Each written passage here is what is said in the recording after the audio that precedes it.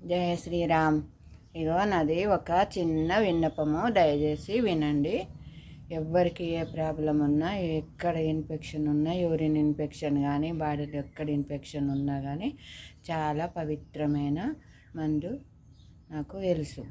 మూలికలు ఉన్నాయి, చెప్తా నేను ఆ మూలికల పేరు. ఎక్కడ ఇన్ఫెక్షన్ ఉన్నా కానీ తగ్గిపోతుంది. అయితే అవి మనము చినంగి చెట్టు ఉంటుంది చూడు, కసింద అంటారు దాని పేరు చినంగి చెట్టు అంటారు. దాని ఇత్తులు తీసుకొని ఇన్నన్ని ఇత్తులు సేకరించుకోవాలి. అయితే కొనుక్కోవాలి, లేదంటే చెట్లు ఉంటే తీసుకొని అవి ఎంచుకోవాలి. కొంచెం అంత ఇంతంత నెయ్యి వేసి బాగా ఎంచాలి. మాడేటట్టు ఎంచి మంచిగా బాగా వేగాల. వేగినాక చల్లారినాక అవి ఇత్తులు గ్రైండర్ పట్టుకోవాలి. పొడి ఆ ఇత్తులు పొడి వేసుకొని ఆ పొడి ఒక డబ్బాలో పోసి పెట్టుకొని పొద్దున సాయంత్రం ఇన్నన్ని నీళ్ళు పోయాలి.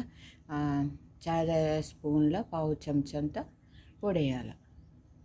ఒక చాయ్ గ్లాస్ నీళ్ళల్లో ఆ చాయ్ పావు చెంచాడు పొడి వేసి మంచిగా మరిగించుకొని, అప్పుడు మరిగిన తర్వాత దించేటి ముందర కొంచెం గిన్నెన్ని పాల సుక్క, కొంచెం చిటికెడే చక్కెర వేసుకొని కలుపుకొని తాగాల.